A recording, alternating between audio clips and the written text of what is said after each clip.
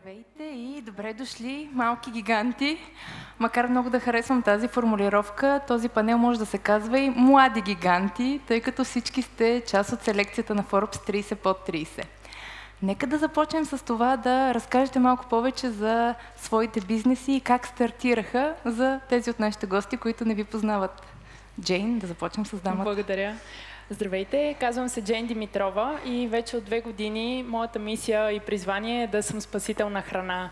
Стартирах платформата Foodbox, която е маркетплейс, свързващ най-различни заведения за хранене, като пекарни, ресторанти, сладкарници, съвсем скоро и супермаркети, които всеки ден имат храна в излишък, която е абсолютно годна. И за да не се изхвърля, те я продават с намаление на крайните потребители. Наско? Здравейте, казвам се Атанас Енев, аз съм основател на Biomic. Biomic с едно изречение е компания за разработване на продукти от гъбен материал. Ние работим с компании от калибъра на Mercedes-Benz, Kia Motors, British American Tobacco, TWE в Австралия. И реално компаниите идват при нас, когато искат да създават неща, които още не са били направени от този материал. Почнахме 2018 година в началото и в рамките на една година вече бяхме привлекли Mercedes-Benz. В началото нямах никаква представа как това нещо се беше случило, тъй като е интернационална компания, но в рамките на следващите няколко години вече взехме този опит и успяхме да привличаме такъв тип повече и повече компании. Това е много интересно и ще се радвам да ни разкажеш малко повече, но нека да чуем и Краси за вашата компания. Аз се казвам Красимир Коцев и може би вече за нашите компании, тъй като ние съвсем отскоро станахме 2 компании, SoulCyber и Kikimora, както ти представи продукта. Всъщност 2018 стартирахме, като аз бях единственият човек в компанията, който правеше услугите, самите одити. Ние реално сме хакери и security аудитори. Ние сме онези, които проверяват сигурността и ви показват слабостите в системите.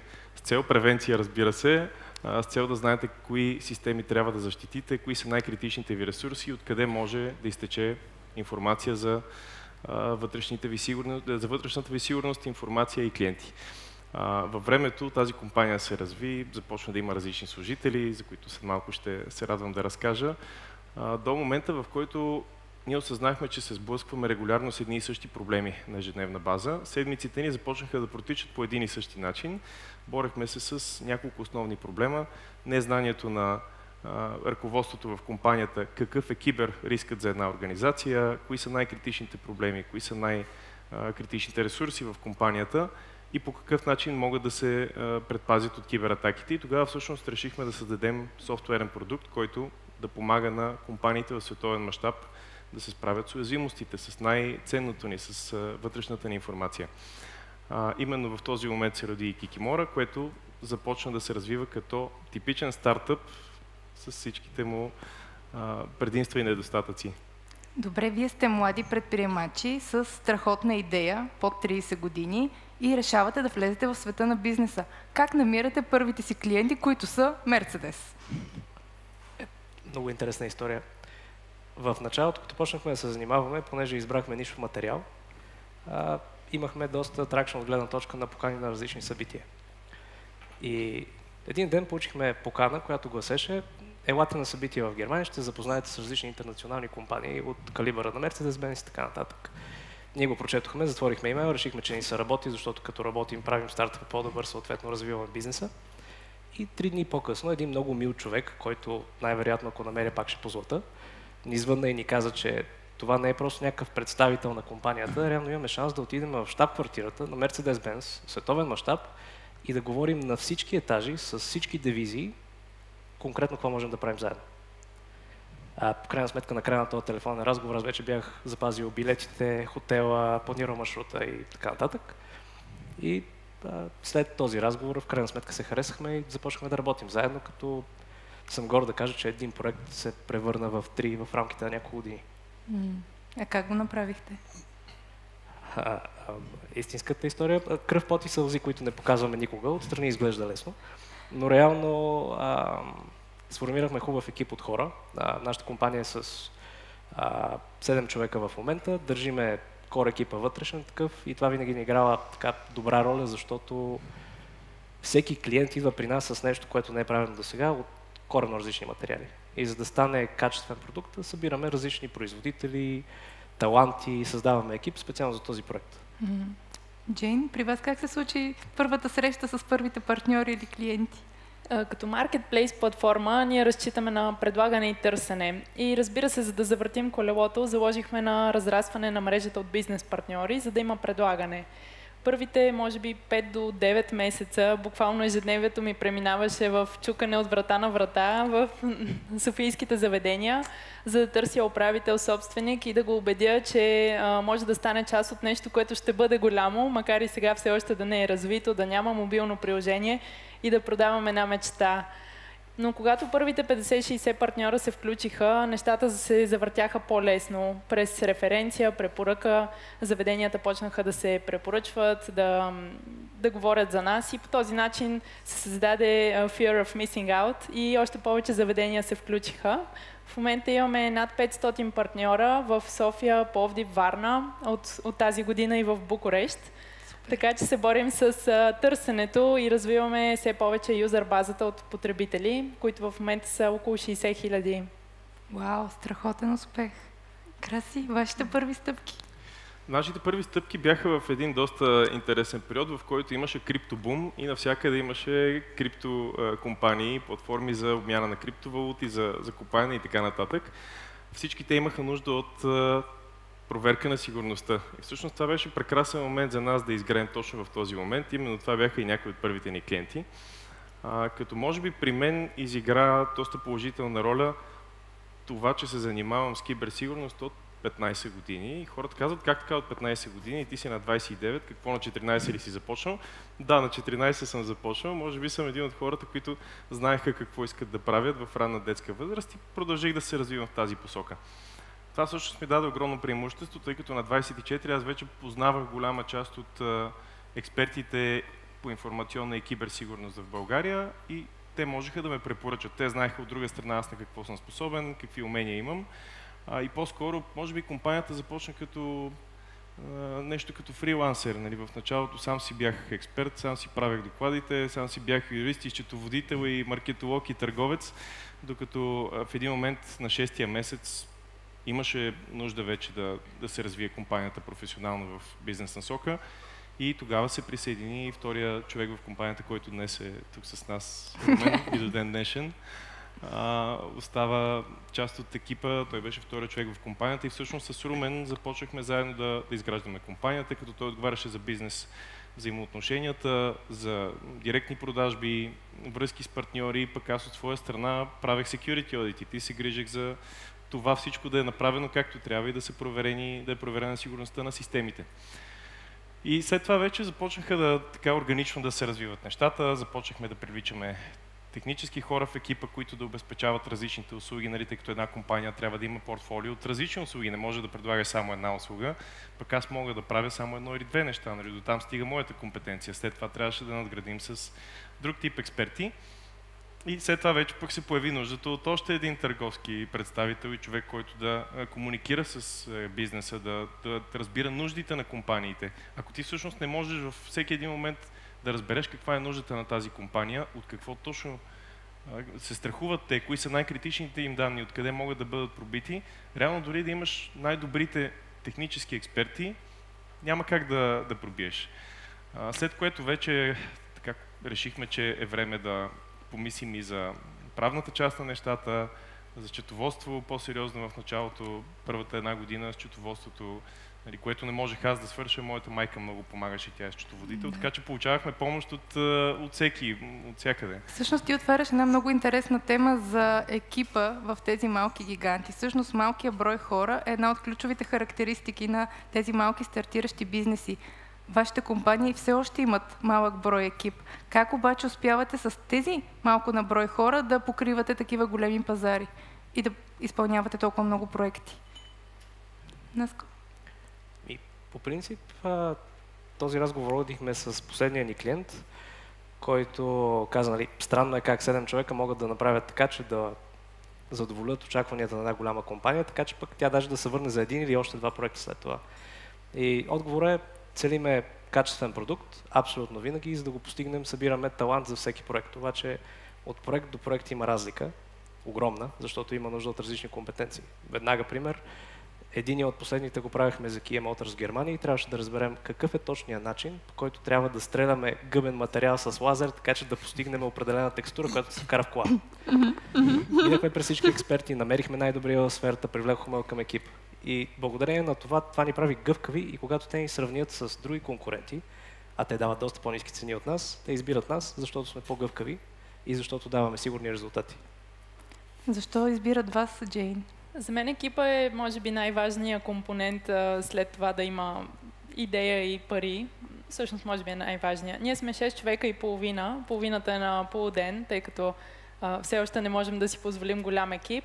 Но най-важното качество във всичките колеги е проактивността. Повечето от тях са дошли при нас, без ние да търсим хора с обяви и изобщо да има отворени позиции, което за мен е индикация, че ти вярваш в проекта и си го харесал и търсиш да се присъединиш, макар и да няма обявено място. Всеки прави по няколко неща, все още нямаме съвсем пряко фиксирани роли, за да можем да си имаме разделение. Залагаме на процеси, колкото и банално да звучи, описваме си как се прави всяко едно нещо във фирмата, стъпка по стъпка, с много детайли, за да може утре, ако някой го няма, да не се изчупи фирмата, процесът да продължи да работи.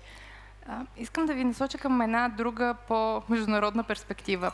И трите компании имат международни клиенти. Как направихте стъпката да излезете на международния пазар?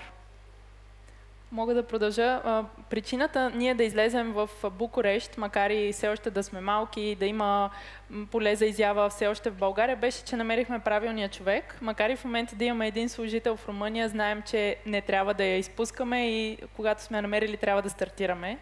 Другата причина е, че има конкуренция, която от 2 години вече твърди, че влиза в България, но така и все още не са дошли, затова решихме ние да отидем.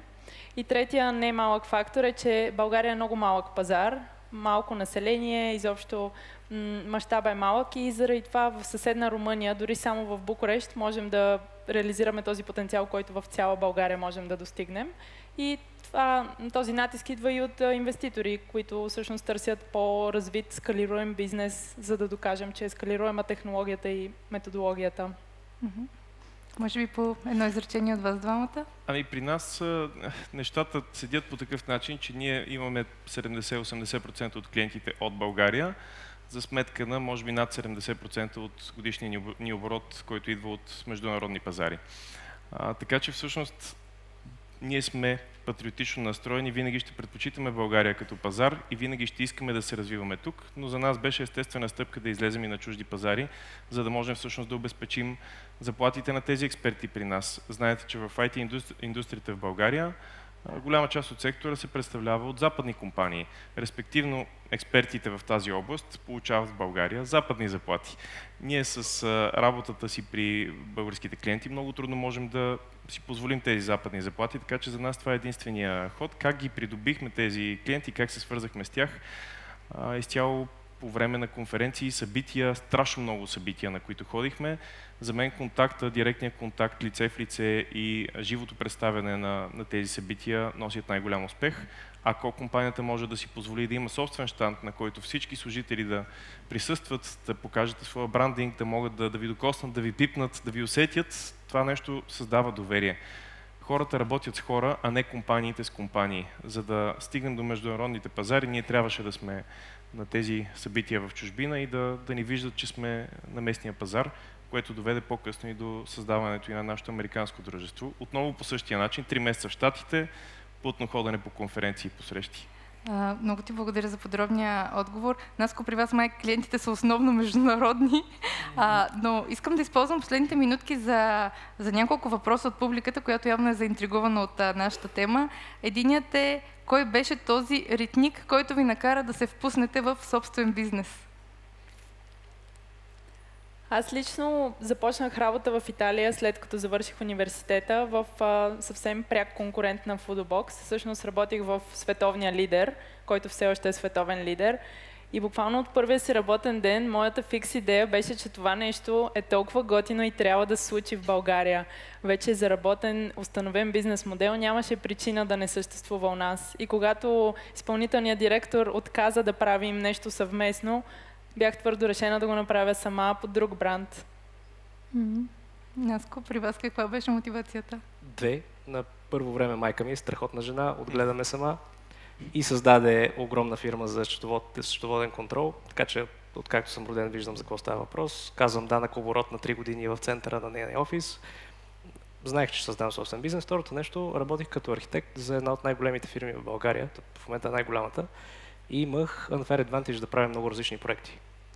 И видях, че един проект в архитектурата коства 3 години. Реших, че трябва да може да правим нещо, което да е по-бързо и да има по-голям ефект. И двете неща, към които се насочих, бяха или софтуер, или sustainability, и понеже съм силно заинтересован от всички нови материали, искам да ги пипна, да ги използвам и да ги вложа в нещо, отидох към sustainability. И това беше началото на Biomika. Ами при нас аз твърде дълго бях на ръководна позиция в една компания, в която се научих на много неща как не се правят, как не се отнасяме с клиентите, как не се създава доверие, как не се прави маркетинг и продажби и всичко, което всъщност ми показа как се правят нещата. И в един прекрасен петък аз си тръгнах от там с много така силни морални различия и етични норми и може би съм спал по-дълго в неделя, тъй като в понеделник просто се събудих, нямах работа, не знаех какво да правя, не ми се кандидатстваше по обяви и отидох в търговския регистър и регистрирах компанията и това беше старт. Сега сериозният отговор беше, че всъщност исках да оставя по-сериозен отпечатък с това, което мога да правя и смятах, че аз имам доста особена визия за това как се прави киберсигурност и смятам, че мога да помогна на доста компании в световен мащаб с това нещо. След като там си видял какво не трябва да се прави, нека да използваме вашите знания и опит да дадете съвет на всички стартиращи млади предприемачи, които искат да станат малки гиганти на международния пазар, какво трябва да правят. Започваме подред. За мен, каквото и да правите, в каквато индустрия да сте, трябва винаги да мислите и за отпечатъка, който оставате в обществото, в околната среда. И смятам, че всеки бизнес, независимо какъв е, може да бъде позитивен и с позитивен импакт върху природата и климата. Как се правят нещата, как се прави бизнес? Бизнес се прави така, както се правят и взаимоотношения с доверие. Ако вие не можете да изградите доверие и не можете да сте там за вашите клиенти и за вашите партньори тогава, когато имат нужда от вас и не можете наистина да разберете проблемите им, да комуникирате с тях на ежедневна база, нещо, което с Румен много често правим, ние редовно си говорим с нашите партньори, дори без да имат нужда от нас, дори без да искаме каквото и да било от тях. Здравей, как си, имаш ли нужда от нещо, мога ли да ти помогна с нещо? Ако успеете да изградите доверие в взаимоотношенията, това е ключа към успеха на всеки един бизнес. Наско, за финал. При нас винаги approach е бил започни инкрементално нагоре. Голяма част от ресурс на компанията насочваме към обучение на студенти, на ученици и винаги казваме започни от нещо малко. Бизнесът е скилсет като всичко останало. Имаш нужда от юридически познания, имаш нужда от организационни познания, маркетинг, сейл, всяко нещо е отделно животно. И ако бизнесът ти е по-сложен от gъби.bg, ние продаваме гъби, тогава бизнесът ти ще ти пречи със сложнотата си да научиш тези неща. И смятаме, че ако един човек залегне на тези работи, във втория, третия, четвъртия бизнес би имал така доста голям импакт, защото няма да прави грешките, които ние правим. Супер, благодаря ви много. Вярвам, че вдъхновихме много млади предприемачи. Имаше още въпроси, така че моля, намерете ги в почивката, за да им ги зададете. Благодаря ви.